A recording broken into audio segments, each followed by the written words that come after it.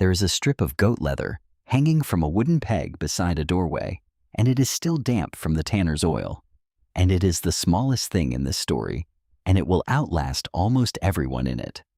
Someone has plaited it badly. You can see that even in the low light. 3 strands of hide, worked by hands that were in a hurry. One strand pulled tighter than the others, so that the whole braid curves gently to the left, like a thing already leaning towards something it wants. There is a knot at one end that has been tied and untied so many times, the leather has gone soft and pale there, the way a rope goes soft, where a hand always grips it. And there is a smell coming off it, faint and warm, of oil and dust and animal. The particular smell of a thing that is worn against a living body every day. Let your shoulders drop for a moment. Let the weight of the day go out of your jaw, out of your hands. We are going somewhere very old and very quiet tonight, and nothing there needs anything from you. You are only going to watch. The doorway is on an island in the Western Sea, a small island, stony and steep and poor in flat ground, rich in goats and olives and wind. The house behind the doorway is a great house by the standards of that place, which is to say it has a paved courtyard, a hearth big enough to roast an ox, storerooms with jars of oil taller than a child, and a threshold of ash wood worn into a shallow dish by 2 generations of feet. Outside, the hillside falls away in terraces of gray stone and gray-green leaves toward a harbor you cannot yet see, only hear, in that low, continuous breathing sound that water makes against a shore when the wind has laid down for the night. It is very early. The sky above the ridge has not decided to be blue yet. The cicadas have not started.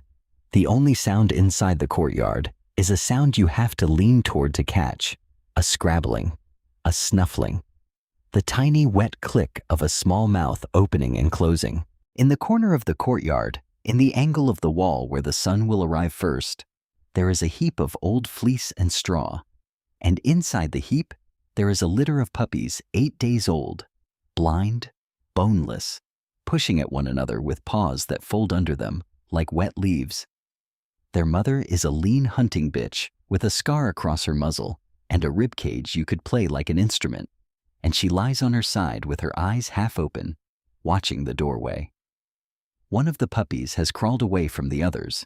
He has done this every morning for 3 mornings. He is the smallest, and he is the color of a lion's coat in winter, dusty gold, darkening to smoke along his spine, and he cannot see and cannot hear well, and does not know what a door is, or what a man is, or what the sea is. He only knows that somewhere out beyond the warmth of his brothers there is air moving, and that air carries something, and he is going toward it.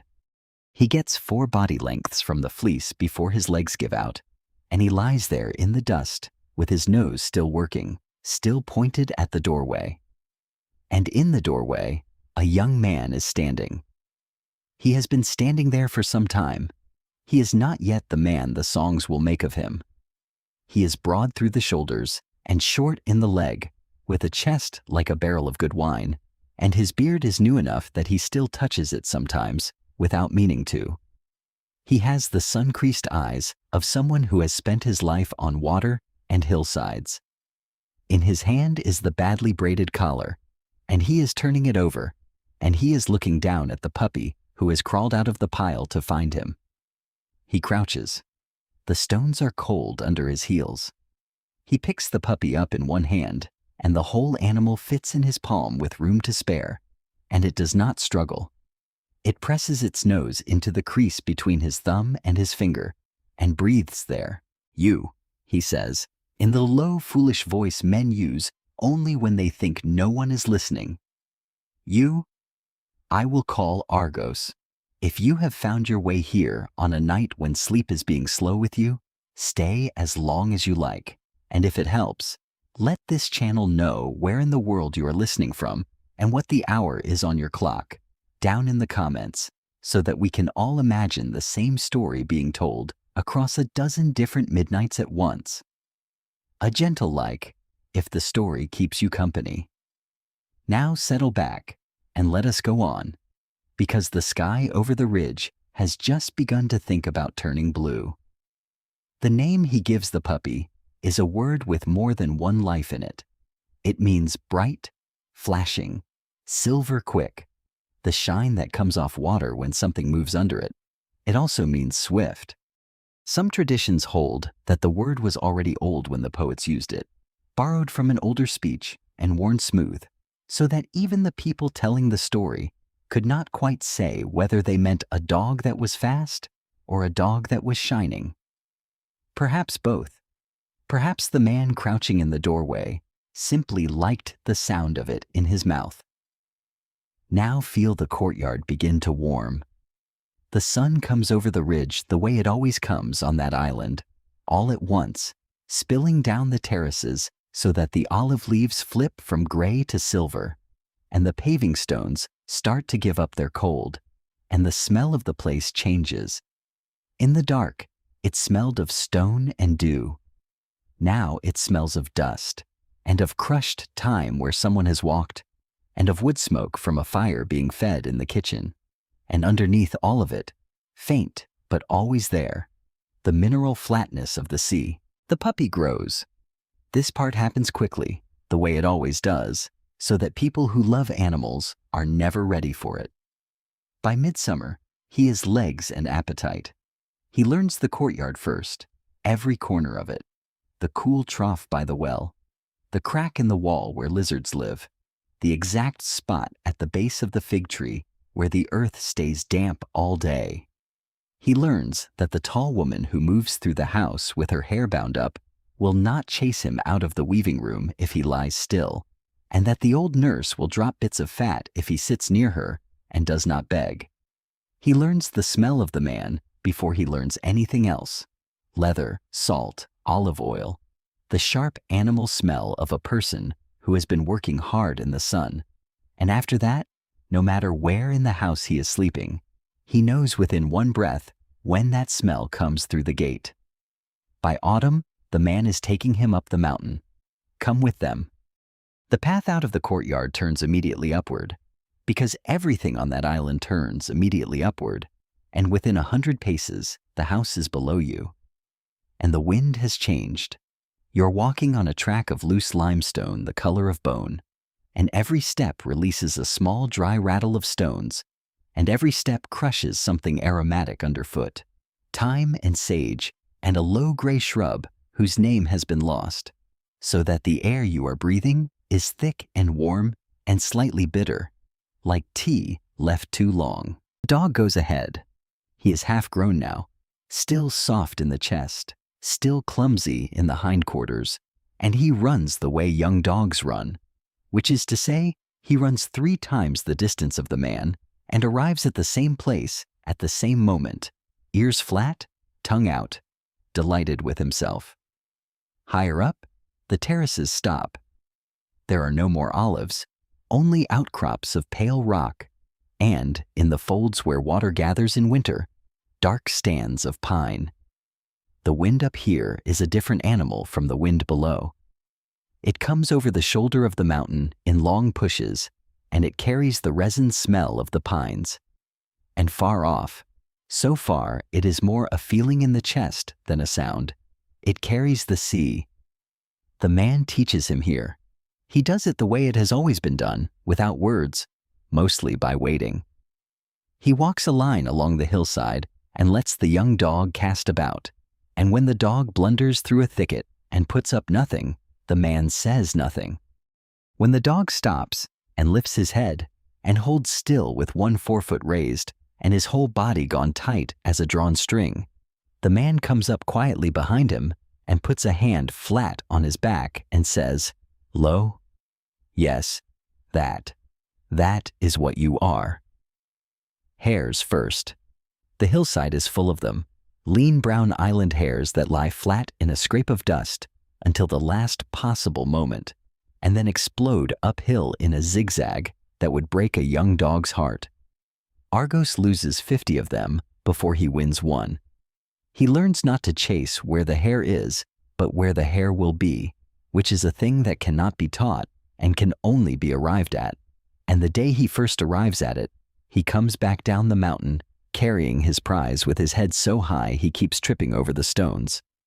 Then the deer of the high scrub, in the cold months, when their breath shows. Then, in his fourth winter, the boar. That is the story the herdsman will still be telling 20 years later, when almost everything else has gone wrong. There was a boar in the ravine below the spring, an old one, black-shouldered, with tusks worn to yellow blades, and an eye like a wet stone, and it had killed 2 dogs already, and opened a man's thigh to the bone. They went in at first light with nets and spears, and the ravine was full of a white fog that lay in it like milk in a bowl, and the men could see nothing, and the dogs went in ahead of them into that whiteness. You can stand at the top of the ravine and listen, because that is all anyone did for a long while. There is the drip of water off wet holm oak. There is the smell of the fog, which is the smell of wet stone and rotting leaves, and, threaded through it, the sour reek of the animal itself. There is a long silence. Then, from somewhere below and to the left, a single note, a dog's voice, held and held, the note that means found, and after it, the whole hillside comes apart into noise. He does not kill the boar. Dogs do not kill boars. Men with spears kill boars, and only when the dogs have held the thing in one place long enough. What Argos does that morning is stay. Whatever else is in him, whatever mix of that scarred mother and some sire nobody recorded, the thing that is deepest in him is the refusal to leave a place where he has been told to be. He circles, and he darts, and he takes a raking cut along the ribs that will leave a bare white line in his coat for the rest of his life, and he does not give ground. And when the men come down through the fog with their spears leveled, the boar is exactly where he was left. Afterwards, the man kneels in the mud and holds the dog's head in both hands and looks at the wound and swears softly at him, which is what love sounds like among people who work with animals. Later poets liked to make more of this than the story needs. In some retellings, the dog is given a lineage, a descent from the hounds of a goddess, or a place in a great hunt beside heroes. In others, he is only a dog, and the plainness is the point.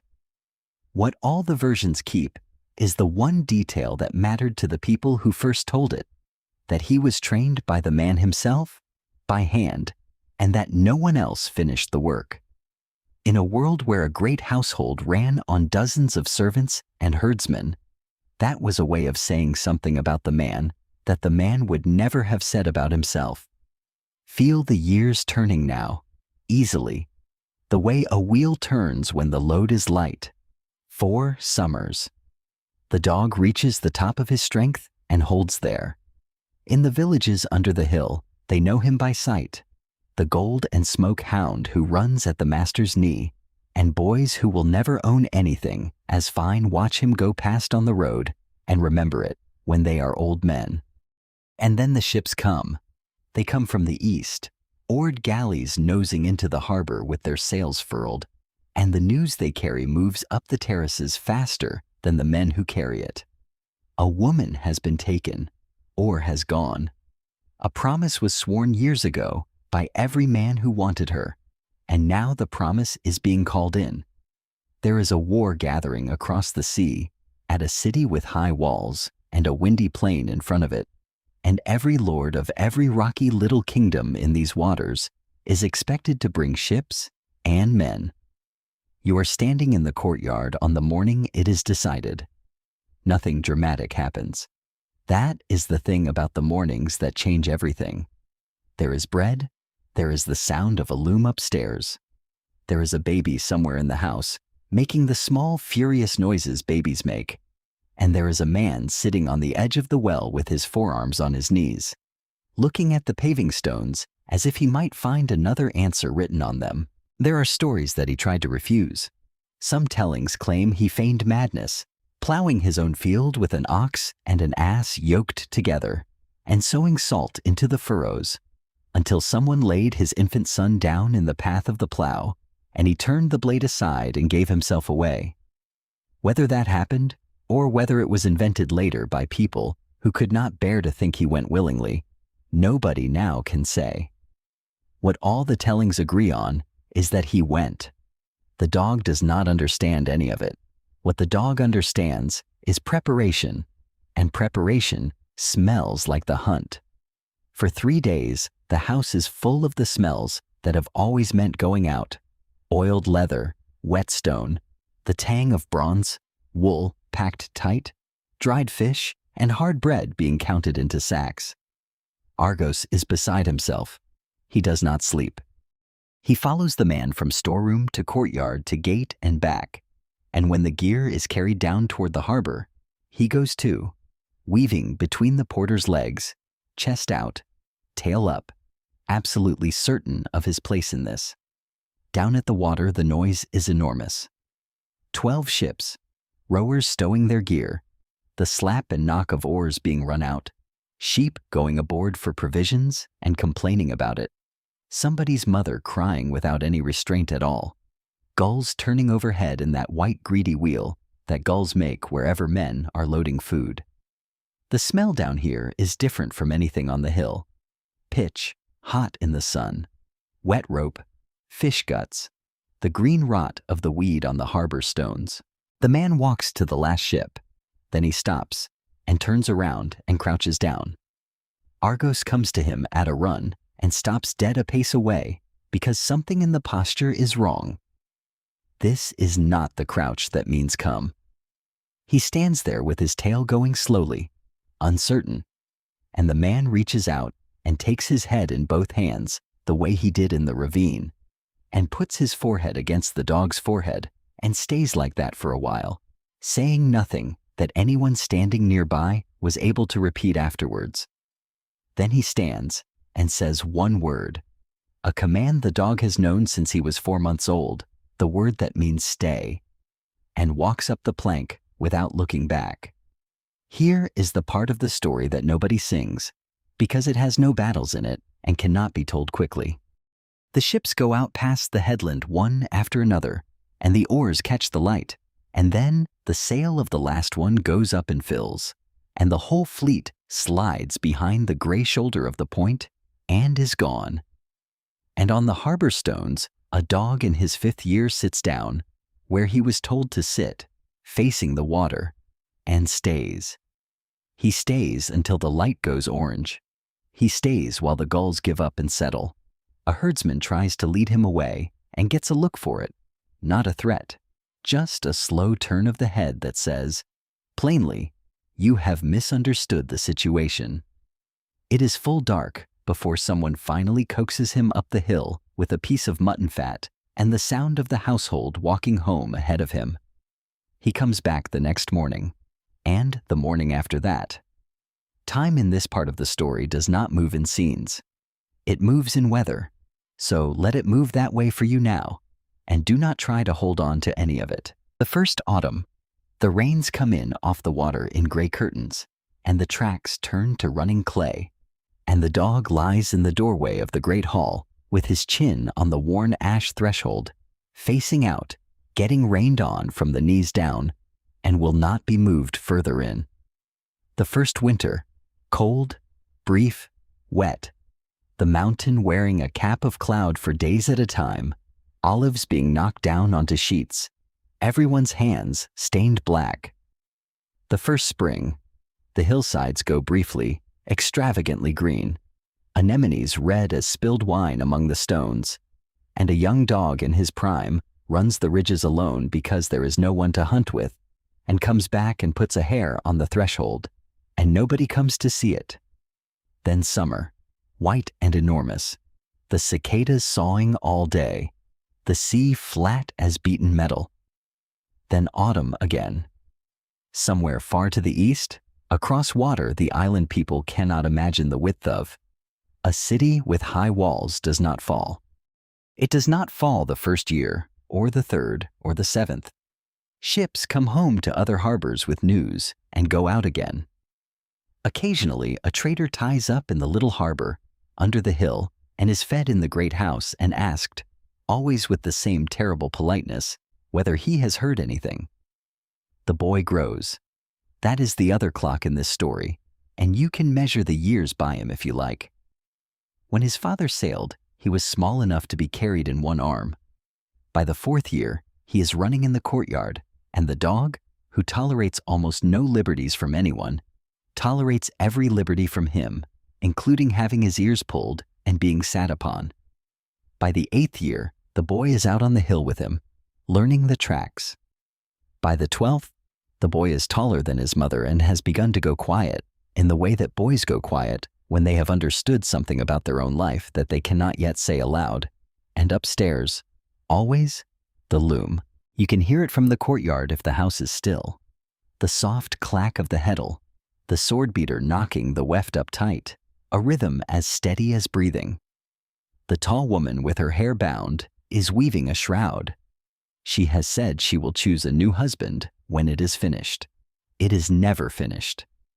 Some nights, by lamplight, with the doors shut, she picks out by hand everything she has woven that day, and the dog lies across the doorway of that upper room while she does it, and neither of them says anything about it to anyone. That is the household you must picture and hold, because it is about to be invaded. They arrive slowly, which is how the worst things arrive. First 1 or 2 young men from the neighboring estates come to pay respects, staying to dinner. Then 5. Then a dozen. Then more than 100 from the island and from the islands around it. Sons of good houses with nothing to inherit and nothing to do, and all of them here for the same reason. A great house with no man in it. A woman who might yet be a wife. A kingdom lying loose on the ground like a dropped coin. The custom of the country protects them. A guest is sacred. A guest is fed. To refuse a man at your door is to refuse the God who walks disguised as a stranger. And everyone in that house believes this in their bones. And the young men know they believe it, and they eat. You can smell what they do to the place.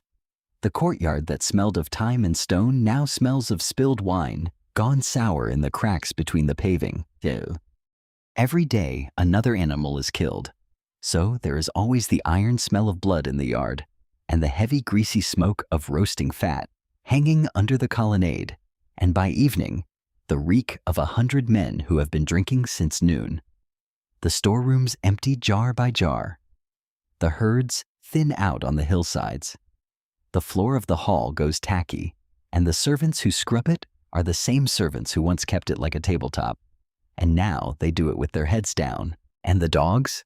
The dogs of a great house are the household's pride, and the household's pride is being eaten alive. Nobody makes a decision about Argos. That is worth sitting with for a moment, because it is the truest and saddest thing in the whole story. No one is cruel to him. There is no scene, no beating, no order given to put the old hound out. It is only that the men who fed him have been sent to the far farms, and the boys who brushed him are busy carrying wine, and the woman upstairs has the survival of her son to think about, and every single person in that house is using all the strength they have simply to keep the roof from coming down. In a house like that, an old dog is not thrown out. He is just no longer arrived at. So he moves outward, a little at a time, the way the old and the unneeded always move outward, out of the hall, because there are too many boots, out of the colonnade, because the young men throw bones and think it is funny to watch him try, out through the gate, into the yard where the mule dung and the cattle dung and the sweepings of the buyers are heaped up all winter to be carted out to the fields in spring, and where nobody goes unless they have to. And there, on that heap, in the sun, is where you find him now. Look at him, gently. He is 19 years old, or thereabouts, which is an impossible age for a dog, and was an impossible age then. His coat, that dusty gold, has gone thin and dull over the hips, and there are bare patches at the elbows, and along one flank you can still see the white seam where a boar's tusk opened him a lifetime ago. His muzzle is entirely white. The great chest has collapsed inward so that every rib shows, and the hindquarters have wasted to almost nothing, and when he shifts his weight, you can hear the joints. His eyes are filmed pale blue at the edges. He is covered, there is no kind way to say it, in the ticks that no one has troubled to pull off him, and the flies come and go across his back, and he no longer bothers to twitch them away. He cannot get up. That is the plain fact of it. He has not been able to stand and walk more than a few paces in a year. The dung heap is warm, which is why he is on it, because warmth is one of the last pleasures left to a body like that, and it is high enough that from it, if he lifts his head, he can see the gate of the courtyard and the top of the road that comes up from the harbor. That is the direction he faces. That is the direction he has faced, in one way or another, for 20 years. Some who tell this story cannot leave it there and give him a reason, that a god held his life in place, that his heart was simply too stubborn to stop. Others say nothing so grand is needed, that any creature will hold on past its time if it has not yet been let go, and that this is not a mystery, but a thing anyone who has sat up with the dying already knows. Whichever it is, on this particular morning, something in the air over the island has changed. Let the picture widen out from the dung heap softly and go down the hill and out over the water. There is no wind at all. That is the first strange thing. On that island, there is always some movement of air, morning breeze off the land, evening breeze off the sea. But this morning, the olive leaves hang without a single flicker, and the harbor is a sheet of glass, with the hulls of 2 fishing boats doubled perfectly in it. The gulls are sitting on the stones instead of flying.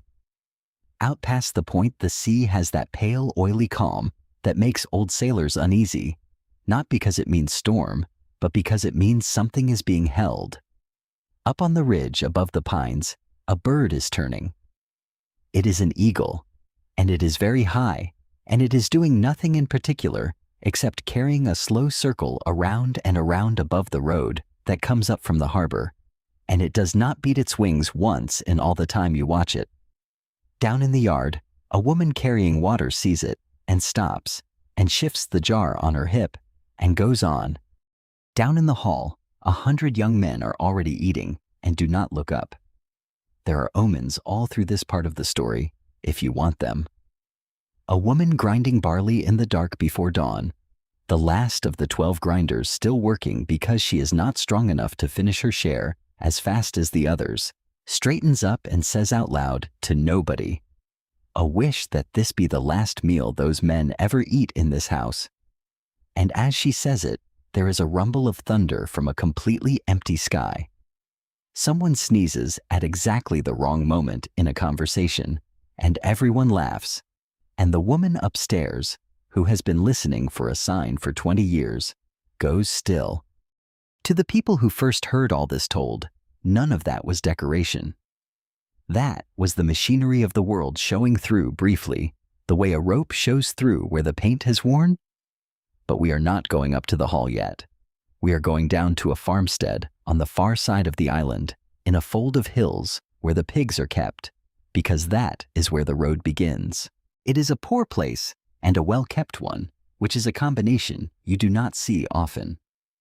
A courtyard of dry stone walling built by one man with his own hands, 12 sties, a rough hut with a roof of brushwood, 4 dogs that are all teeth and suspicion. It smells of pig, which is a warm, brown, not entirely unpleasant smell when the sties are kept clean, and they are. And of wood smoke, and of the leather the old swineherd is cutting on a bench in the door of his hut, because he is making himself a pair of sandals and taking his time about it. He is not young. He was stolen as a child from somewhere far away and sold into this house, and it was the good luck of his life that this house treated him well, and he has never forgotten it, and he has spent 20 years keeping the pigs safe for a master he does not expect to see again. He has fed the young men in the hall every single day out of a herd he loves, and it is killing him by inches. There is a beggar sitting at his fire.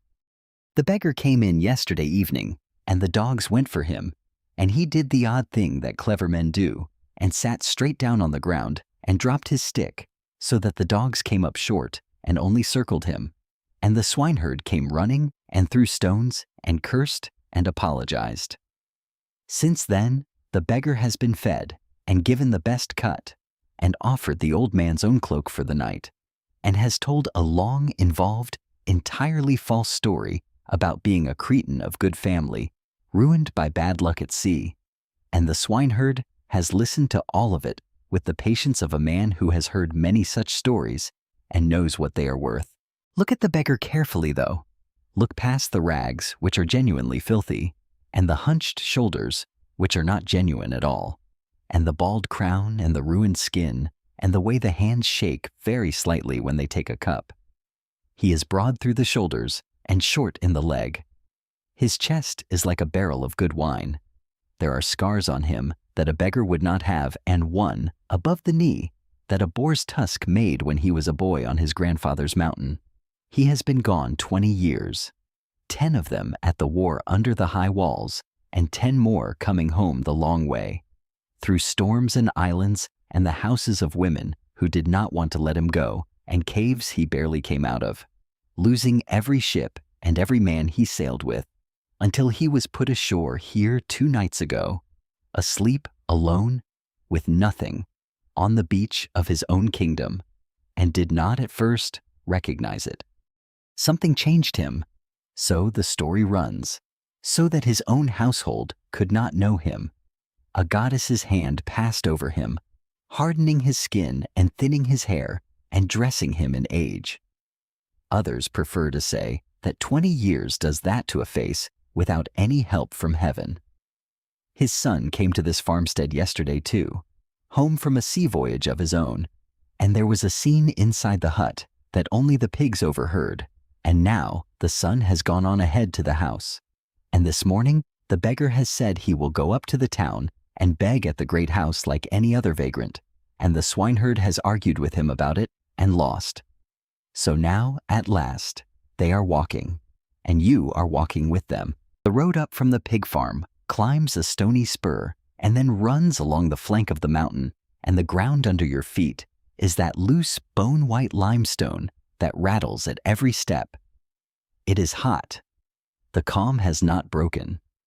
The cicadas have started now, and their noise fills the whole hillside, one continuous dry vibration that seems to come out of the rocks themselves, and the smell is thyme and dust, and the sharp green smell of fig leaves where the track passes under a tree, and now and then, when the road turns west, the flat mineral breath of the sea.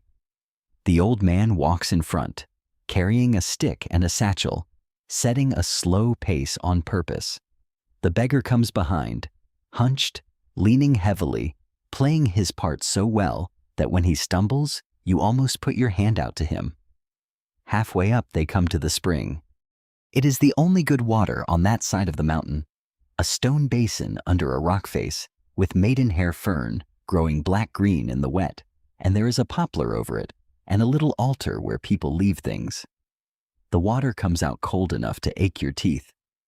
They stop there, and the beggar cups his hands and drinks, and looks at nothing in particular, and the swineherd watches him do it and cannot say why the sight bothers him. That is where the goatherd finds them. He is a household man, one of the ones who went over to the young men in the hall early and has done well out of it, and he is driving the best of the goats up the road for their dinner.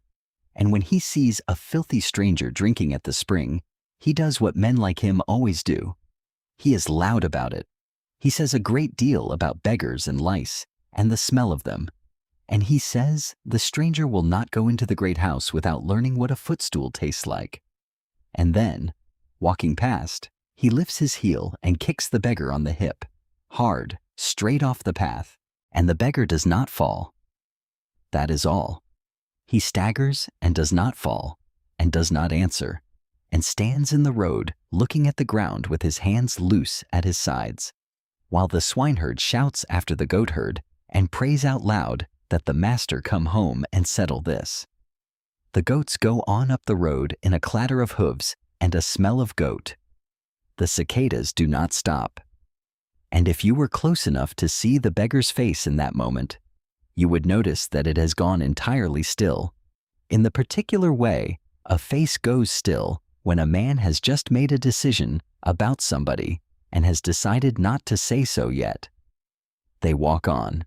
The town appears above them, roofs and walls the same color as the hillside, and then the wall of the great house, and then the smell reaches them before anything else. Roasting meat and wine and 100 men. And underneath the noise from the hall, someone is playing a lyre. Now slow everything down, because we have arrived, and what happens next takes less time than it will take to tell, and it is the reason this story has lasted 3,000 years. The two men stop outside the gate of the courtyard. They are standing on the beaten earth of the yard in the sun, and to their left is the wall of the house, and to their right is the heap of dung that has been piling up all winter, waiting for the carts to take it out to the fields. The beggar is talking. He is saying something to the swineherd about the house, that it is a fine one, that a man can see even from outside that it belonged to somebody, the courses of the stone, the height of the wall, the double gate. He is doing it lightly. He is doing it the way you do when you are holding yourself together with both hands and have decided that the safest thing to say is nothing that matters.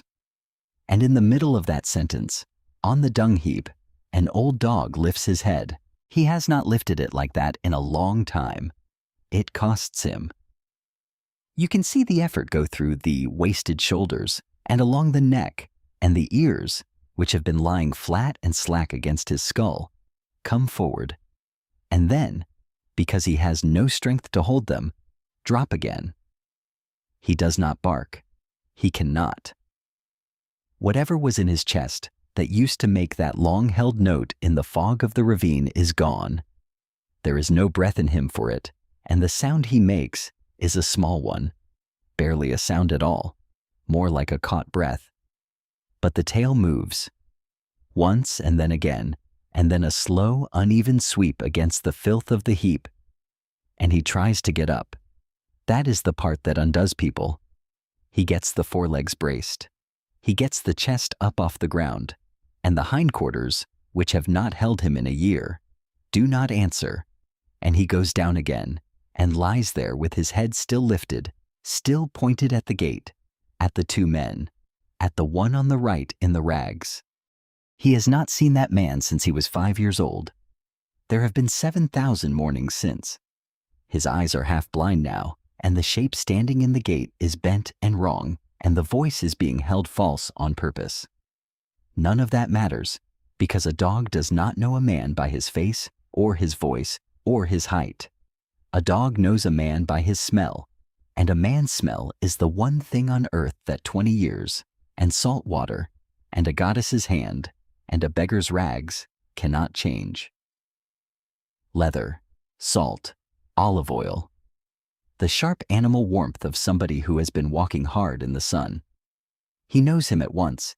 He knew him before the sentence was finished. And the man who has come through the sacking of a city and the sea's whole repertoire of cruelty, who has watched every one of his companions die and has held himself together through all of it, and through the last 2 days, which have been harder than all of it, the man turns his face away. He turns aside so that the old swineherd will not see, and lifts one hand and wipes his eyes, and it is done so quickly that in the telling it is a single line, and it is the only time in the whole long account of his coming home that he weeps for anything that is his. Then he steadies himself and asks a question, and the question is perfect, because it is exactly the question a stranger would ask, and it is the only way in the world he can get someone to say the dog's name aloud. He says, "That is a strange thing, that a dog of such quality should be lying on a dung heap. Look at the build of him. Was he a hunting dog, or only one of those show hounds rich men keep at table?" And the swineherd, who has no idea what he is doing, answers. He says, "This dog belonged to a man who died far from here." He says, "If you had seen him as he was when his master left for the war, in his speed and his strength, you would be amazed. Nothing he ever put his nose on in the deep woods got away from him, and there was no better tracker on the island. He says, now he is finished, and his master is gone somewhere far off, and the women are careless and do not tend him. And then he says the thing that turns the whole story from a sad scene into something that will not leave you alone afterwards. He says, that is how servants are, when the master is no longer there to command. Half the worth goes out of a man on the day he is taken into slavery. The two of them stand there a moment longer. Then they go in, through the gate, into the courtyard, and the noise and the smell of the roasting.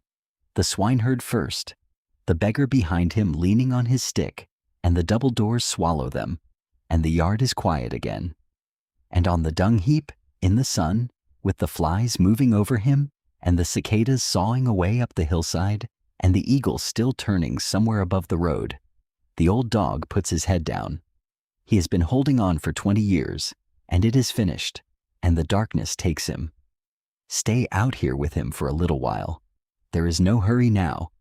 Some who read this scene say that the god of the underworld's own dark closed over him in the same breath in which he saw his master, and that the two things are one thing, that he was permitted to stop. One reading has it that the dog is a kind of mirror held up in front of the man, the house's loyalty, wasted, its strength thinned to bones. Still waiting, still facing the road, so that when the beggar looks at that heap, he is being shown in a single image everything that 20 years cost.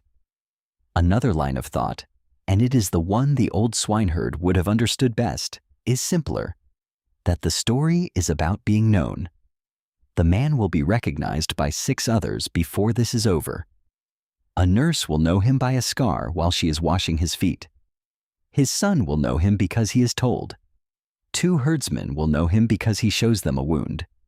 His wife will know him only after she has tested him with a secret about a bed built around a living olive tree, and even then, she will take a long while to let herself believe it. Every human recognition in the story has to be worked for, argued into place, proved.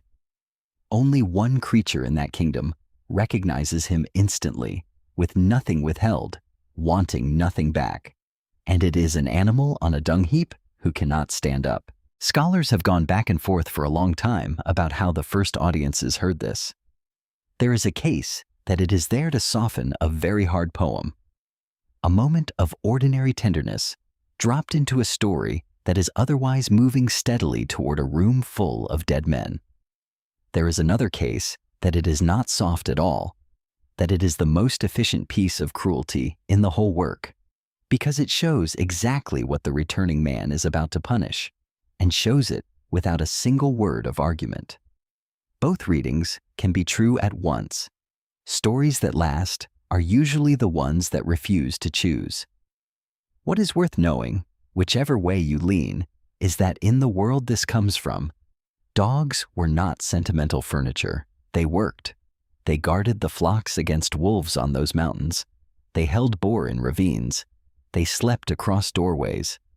People were buried with them.